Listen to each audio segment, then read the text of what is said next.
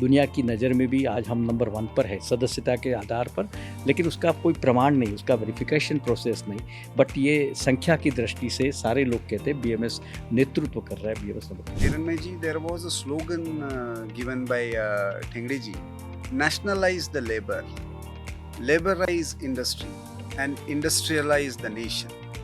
How far, BMS has been able?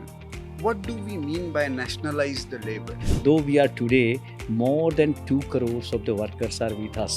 But in India, there are 55 crores workers are there. So our belief is that, and we and my other colleagues also believe like that also, we have to work for another 55, not to submit with this 2 crores. And then we will be self with the number 1 of the country. But even also in the worldwide also. Namaskar and welcome to Organizer YouTube channel. As we discuss various contemporary issues, we also speak about the ever important national issues.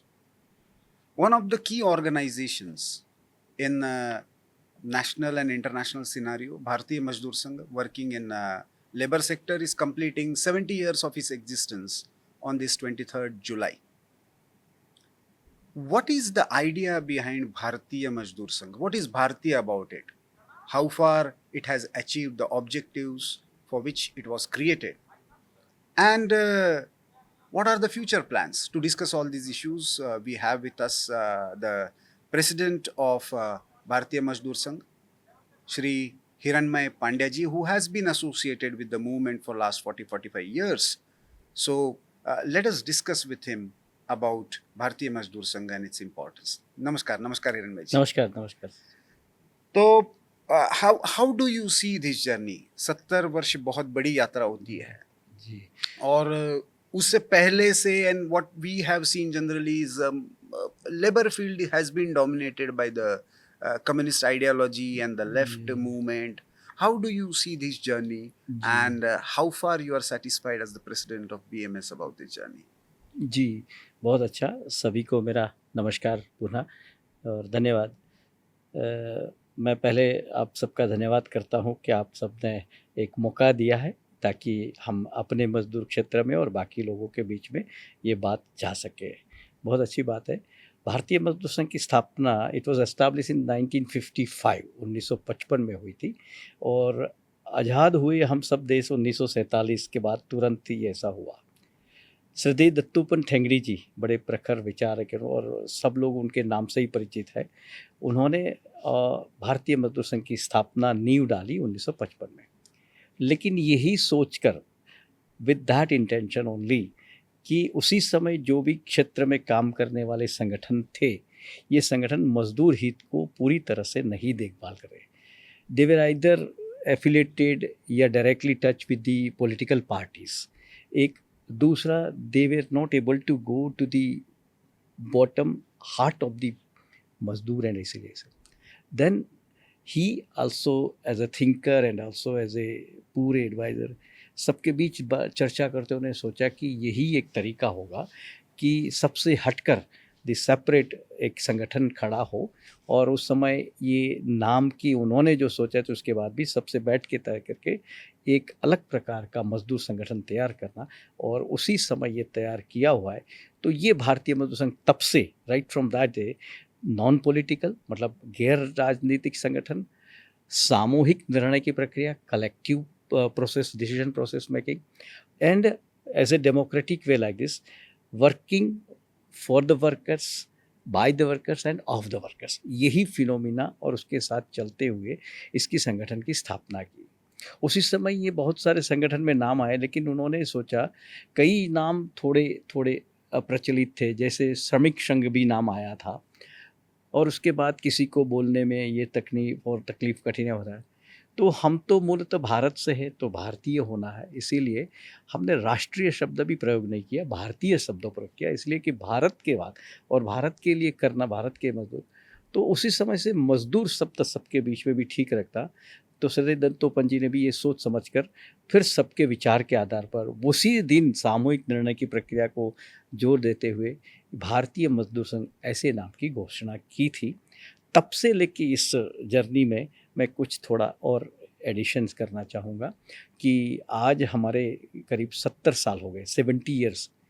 आज यही भारतीय मजदूर संघ और उसके कार्यकर्ता और उनकी कार्यप्रणाली और उनके शिस्त के कारण ये आज भारत में, भारत देश का सबसे सदस्य अधिक वाला एक ट्रेड यूनियन बना है। और ये मैं तो कहूँगा, लेकिन मेरे साथ साथ एक ऐसी प्रक्रिया होती है भारत सरकार की, एक सदस्यता सत्यापन, द मेंबरशिप वेरिफिकेशन जो प्रोसेस होता है उसके थ्रू पास होने के बाद हुआ है।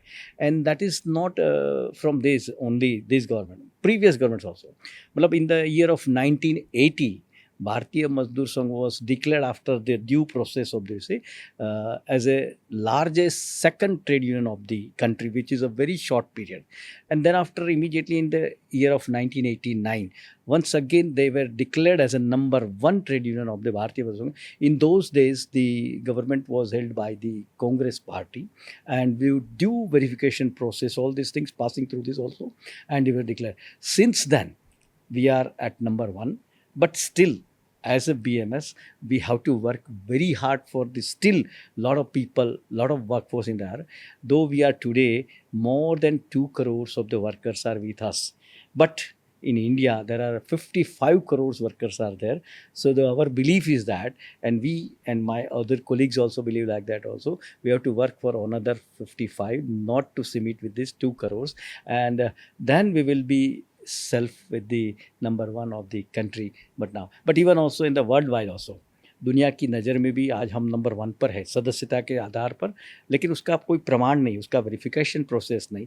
बट ये संख्या की दृष्टि से सारे लोग कहते हैं बीएमएस नेतृत्व कर रहा है, बीएमएस नंबर वन। इस in this journey of 70 years हम लोगों ने बहुत कुछ पाया है, बहुत किया, लेकिन सारा श्रेय हमारे सारे कार्यकर्ता, ये शिस्त, कार्य प्रणाली, कार्य शिस्त एंड उसके आधार पर ही ये सारा अचीव कर पाए हैं।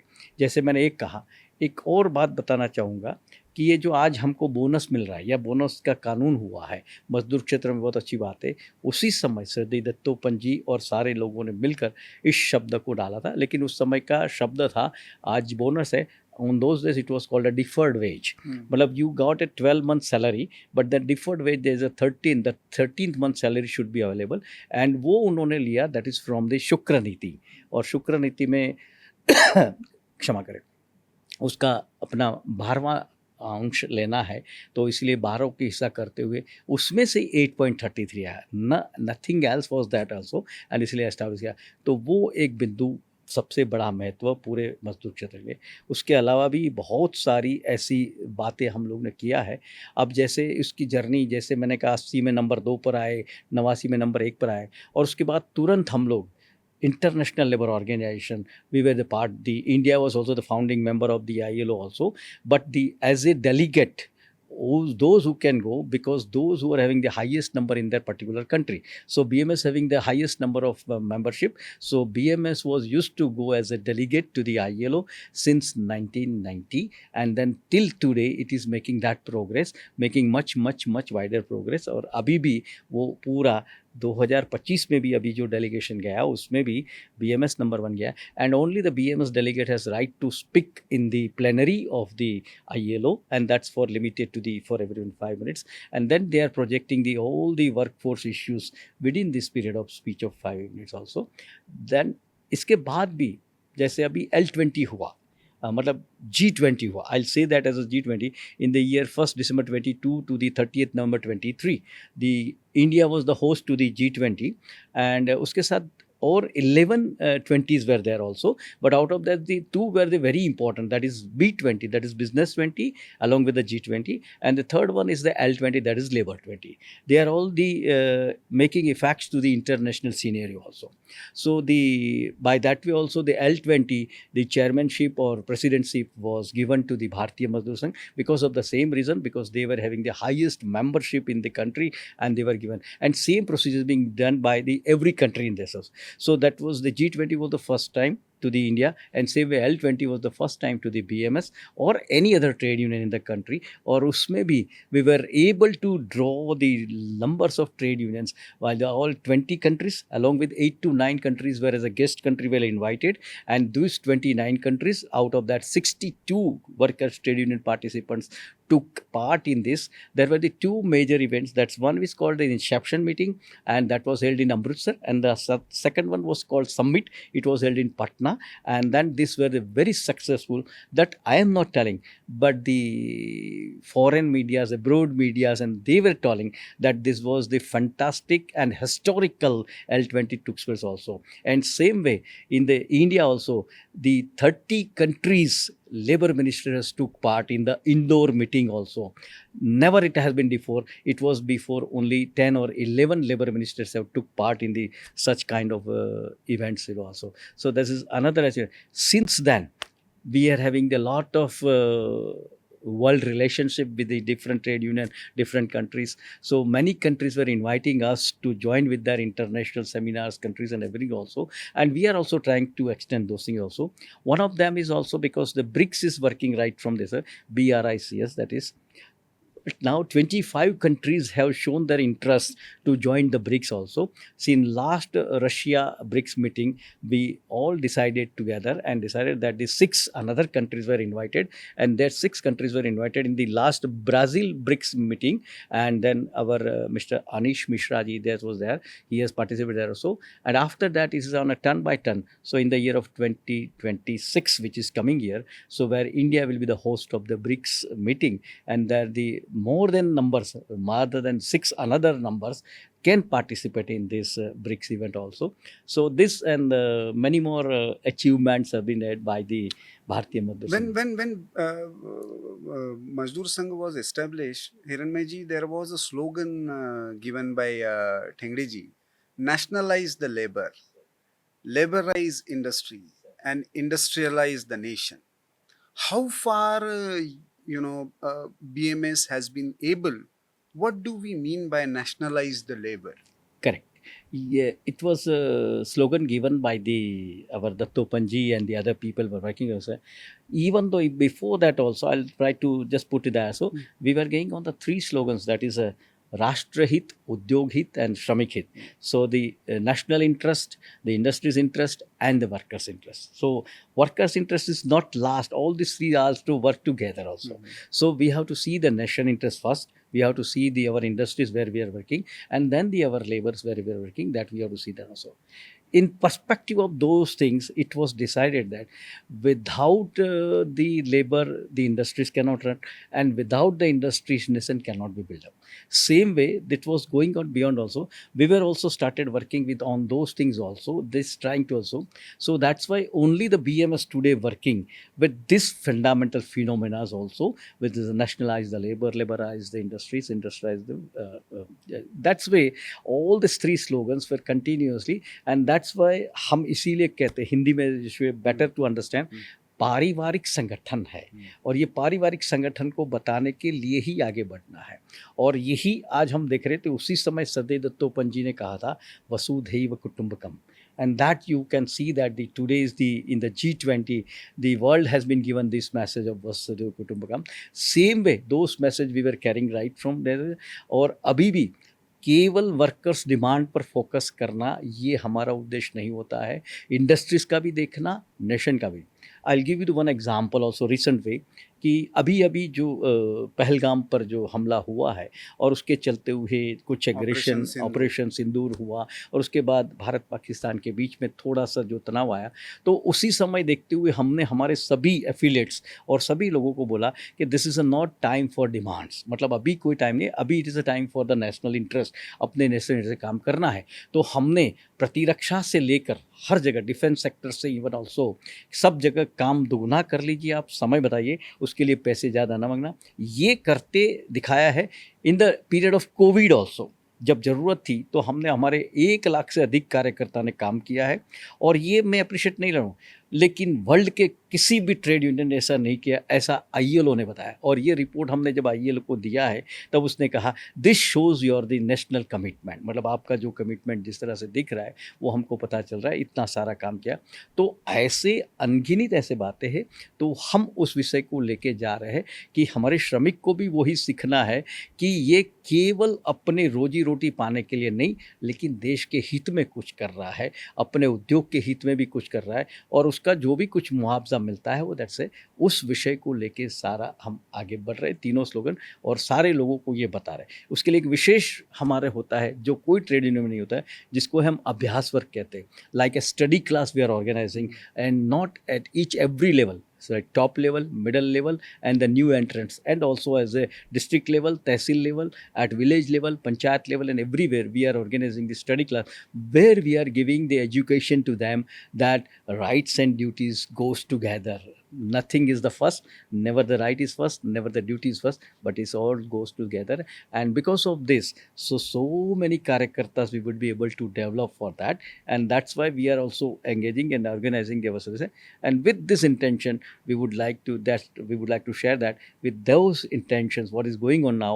So we have formulated the industrial trade union forum, which was earlier not existence in the country, now it has exist because the employer also feels that, so without the trade union we cannot move, and the trade union also feels that without the employer we cannot move. So the one portion I do not know how percentage I can achieve, but this is what we can achieve. This is something. So it's a now time to go to the gather. These are the two pillars for any industry to run also, and for any country there are the three pillars. One is governance, the another is this capital or whatever say industries, and third one is the labor or workforce. So all three together has to start to work together, and this is what now is It is very interesting because as Ji. a labor minister, even Dr. Babasaheb Ambedkar had talked about this kind of tripartite dialogue, and then Thengdi ji also talked about the tripartite dialogue.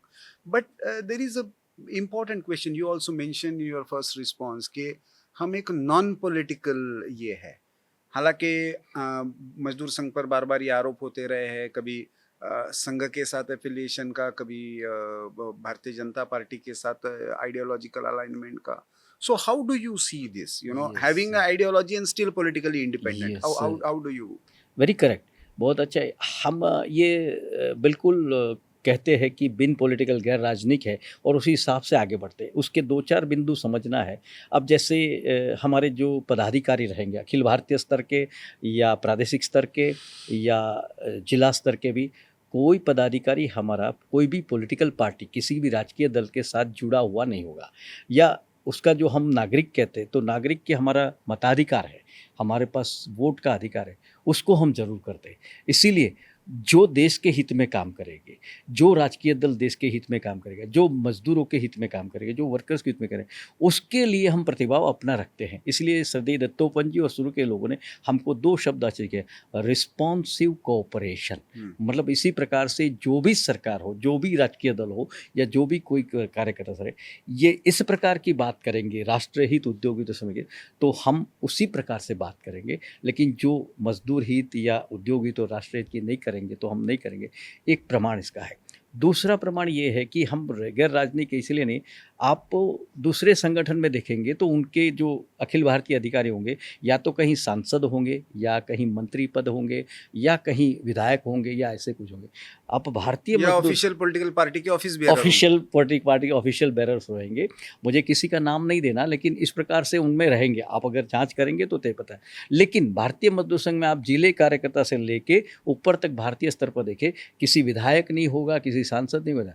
हाँ, ये ज़रूर है कि अगर कोई हमें कहता है तो भारतीय जनता पार्टी जब तक इस प्रकार से कार्य करती है तो ये हमारे भाई है, तो उसके साथ हम जरूर जाएंगे. लेकिन हम सीधे जो विचारधारा के अंतर्गत काम करते हैं, तो राष्ट्रीय स्वयंसेवक संघ जो आरएसएस के प्रति का जो विचार है, इस विचार को लेकर आगे बढ़े हैं. तो उन्होंने कहा कि मजदूर क्षेत्र में भी इस प्रकार से निर्माण करना हमारे लिए, तो जैसे मैंने पहले कहा, तो मजदूरों के लिए भी काम खड़ा करना होता है, मजदूरों के लिए भी समझाना होता है, न केवल रोजी रोटी, बट ये सारे देश के हित में कैसे होगा, ये भी उनके आकलन में आए. इसलिए ये बात करते हुए गैर राजनीतिक होते हुए ही ये कर सकते हैं.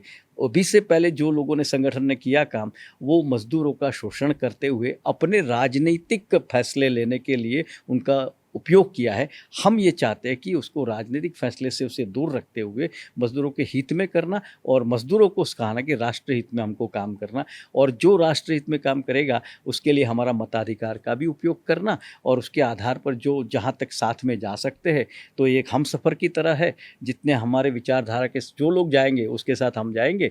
अगर आप लोगों को लग रहा है कि भारतीय जनता पार्टी इस विचारधारा पे कर रही है तो हम भी उसके साथ जाएंगे, लेकिन जिस दिन से लगेगा कि ये विचारधारा से कोई नहीं है तो हम उसके साथ भी नहीं जा सकते। इसीलिए बिन की राज। अंत में हिरण्मय जी, ये 70 साल की यात्रा है और आपने जैसे कहा कि 2 crore membership is a huge achievement, especially when the entire sector was dominated by another ideology which is non-Indian in character. बाबा साहब आम्बेडकर ने भी कहा था कि I have a problem with communist because they use depress classes and labour for their political ends. तो लेकिन ये तो एक केवल पड़ाव है।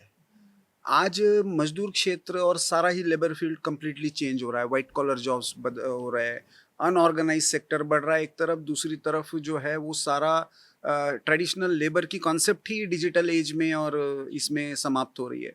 तो how does BMS see the future of trade unionism and labor sector in the coming future, and how you are strategizing your organizational policies for the future issues and movement? Very nice, very true, very correct also. ये है ही, ये चल रहा है, ये भी सही बात है। और ये सारा विश्व चिंतित है, हम भी चिंतित है, विश्व चिंतित है। लेकिन एक बात पहले स्पष्ट करता हूँ कि काफ़ी लोगों को मानना है, लेकिन हमारा नहीं मानना कि ट्रेड यूनियनिज़्म ख़त्म हो रहा है या तो ट्रेड यूनियन में घट रहा है सदस्यता। वो इसीलिए उसका प्रमाण दे सकता हूँ कि भारतीय मजदूर संघ की साल में 2 बार अखिल भारतीय कार्य समिति मिलती है और प्रादेशिक स्तर पर मिलती है, जिसमें हम जो हमारे साथ नए संबद्धता लेने के लिए जो ट्रेड यूनियन आते हैं उसको संबद्धता प्रदान करते हैं। तो ये हमारी मिनट्स में लिखा हुआ ही रहता है और पता है तो देख सकते हैं इसे। तो हर 6 महीने में हमारे पास करीब 70 से 75, 70 to 75 रजिस्टर्ड ट्रेड यूनियन को we are giving the affiliation, and एक साल में करीब करीब 150 हो जाता है, 150 affiliation we are giving to that also. This shows that the people are making lot of interest in the leadership of BMS and as well as they are coming. So उसी से BMS प्रोग्रेस कर रहा है। BMS की leadership या trade यूनिज्म में कुछ अभी तक खर्च नहीं है। This is up to the last figure also. तो ये है। तो आज भारतीय मजदूर संघ के साथ more than 7,000 trade union, registered trade union are affiliated. So इसीलिए हमारी कभी भी कहीं कम नहीं हुई इतने सालों में। That's one good thing. Secondly, now this is the technology. So the technology is also changing every time. जैसे अभी industrialisation 4.0 and now the industrial 5.0 is also knocking the doors of our country also, and same with the artificial intelligence is also knocking the doors, and some way we have already adopted the artificial intelligence also, this word. But this is not only the worry of our workers also, but it is a worry for the industries also, और इसीलिए industries भी कर रहे हैं, हम भी हो रहे हैं। But we are mostly, we people welcome this also. The technology, use of technology should be there, and जैसे हम कहते हैं कि मानव मशीन का गुलाम नहीं होना, और इसीलिए हमको मशीन को अपना गुलाम समझ के काम करवाना, ये तरीका। इसीलिए नाउ हमने L20 में भी लिया था, ILO में भी लिया, और हर जगह भी ये ले रहे हैं ह्यूमन सेंट्रिक ग्रोथ। मतलब यही मानव विकास आधारित ही सारा होगा। मशीन आधारित कुछ भी करना ठीक नहीं है, मशीन का हम उपयोग करें, ये है। तो इसीलिए सिलेक्टिव टेक्नोलॉजी पर चलना पड़ेगा कि wherever you are required artificial intelligence you can take the benefit of that, but wherever you do not required of the artificial intelligence please do not take that also. Where it is a human approach is required, you should also. और एक बात अभी सब लोग के दिमाग में आया भी है और हम लोग भी उसमें वर्किंग कर रहे हैं। We have a Dattopant Thengadi research foundation also, where the our people and scholars also are they are working over there also. We are preparing the paper. We are trying to mix up with this also the olden and the ancient days and the modern days. What is that? तो we are making the some link out of that. वो भी अच्छी तरह से हो रहा है, लेकिन उसके बाद भी आर्टिफिशियल इंटेलिजेंस आने के बाद कई जगह ये भी महसूस हो रहा है कि एम्प्लॉयमेंट या एम्प्लॉयबिलिटी विल बी लेस, ये है. लेकिन कई जगह ये भी है कि नए एम्प्लॉयमेंट खुलेंगे, नए एम्प्लॉयबिलिटी भी मिलेगी, ये भी दूसरा है. लेकिन तीसरी बात ये है कि जिस को मानव का उपयोग करना है, तो हम जैसे कहते हैं हर हाथों में काम, तो कुछ काम होना ही है. काम क्या होगा वो अलग चीज़ है. तो एक बिंदु उसमें से उभर कर आ रहा है, हमको लगता है कि हमारे वर्कर्स को अपस्किलिंग की ज़रूरत है। यानी whoever may be unskilled could be a semi skilled could be skilled could be professional could be highly skilled। ऐसे एक स्टेज में आगे बढ़ने की आवश्यकता है। और जो चीज़ में है, जैसे टेक्नोलॉजी परिवर्तन है, I mean change is inevitable, मतलब आप कोई भी रोकना चाहे नहीं रोक पाएंगे।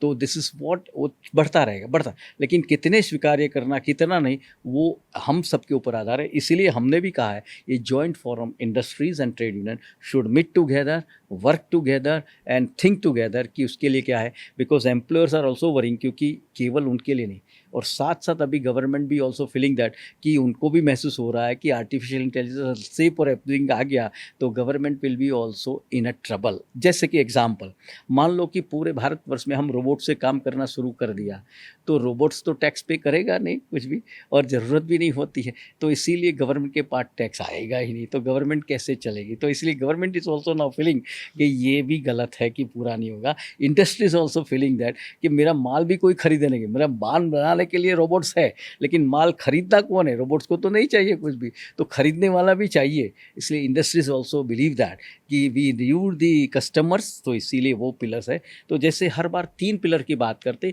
इसलिए भारतीय मजदूर संघ ने चौथे पिलर के जोड़का है कि government is industries also, the workers also, but the customers, this is also very important कि कस्टमर वो होगा नहीं तो तब तक आपका जो भी माल है वो कोई बिकने वाला नहीं, खरीदने वाला भी चाहिए। तो उसको भी ध्यान रखते हुए सारी चीज़ हम टेक्नोलॉजी इस्तेमाल करेंगे तो अच्छा रहेगा। तो ये कुछ लोगों के मन में आया है, और आर्टिफिशियल इंटेलिजेंस को हमेशा मात करने के लिए है, एक अच्छा प्रूवन निकला है, एक अच्छा रिपोर्ट्स भी आया है कि इमोशनल इंटेलिजेंस जो है वो आर्टिफिशियल इंटेलिजेंस को मारता है। क्योंकि रोबोट्स वगैरह जो है कई जगह पे ऐसे फेलियर के एग्जांपल आ गए हैं, क्योंकि उनको तो क्या है, एक स्क्रू हिल गया तो वो काम बिगड़ जाता है। They don't have feelings, only human beings have the feelings. इसीलिए जिस स्तर पर काम करेगा वो उसी तरह, अचानक सा कुछ आ गया ट्रबल शूट तो वो नहीं कर पाएंगे, उसको तो पहले से फीड जो ट्रबल शूट है वही कर पाएगा। इसलिए दे ऑल फील दैट कि the necessary human being is also required, और इसलिए इमोशनल जो इंटेलिजेंस है वो ज़रूरी है और इसके लिए करेगा। मेरा एक अच्छा एग्जाम्पल है, मैं सबको देता हूँ बार बार कि कैसे महत्व होता है, यहाँ पर भी सबको देने के लिए एक अच्छा बताता हूँ। एक गांव था, गांव के अंदर एक किसान था। किसान अपना लिख के गए पहले अपने देहावसान होने से पूर्व कि मेरे 3 बेटे को मेरे पास 17 घोड़े हैं, 17 हॉर्सेस, तो उसको इससे से बांटा जाए। 17 हॉर्स को पहले बेटे को 1/2 यानी 1/2, दूसरे बेटे को 1/9 और तीसरे बेटे को 1/3, इन तीनों में बांटना चाहिए। जब उसका देहांत हुआ तब उसके बाद 3 बेटों को ये बांटा है। अब सब MBA स्टैटिस्टिशियंस और सब लोगों ने बहुत करा, कंप्यूटर पर डाला सब, लेकिन आता नहीं, क्योंकि घोड़े को आधा तो कर नहीं सकते। इफ़ यू 17/2 करेंगे तो 8.5 होता है, सो दैट्स नॉट पॉसिबल। तो वो सब किसी को रास्ता नहीं मिल रहा था। तो ये आर्टिफिशियल इंटेलिजेंस ऐसे तो रास्ता नहीं दिखाएगी आपको ऐसा। देन व्हाट हैपन, उसी गांव में एक अच्छे अनुभवी और बहुत समय से वहाँ है, जैसे हम कहते हैं कि अपने बहुत अच्छे अनुभवी लोग रहते हैं ऐसे, तो उन्होंने 15 दिन के लिए बाहर गए थे, आए, पता चला कि ऐसा है, बोले कि बोला आसान सा है, चलिए चलते हैं। तो वो इमोशनल के उन्होंने रास्ता दिखाया, वो अपने घोड़े पे सवार होके आए, और जहाँ पर ये बैठे सब लोग उसमें था, तो उनके 17 घोड़े के भी वो अपने घोड़े से उतरे। अब घोड़े की जो 17 घोड़े खड़े थे उसके साथ, वो भी जाके खड़ा हो गया, तो 18 बन गए।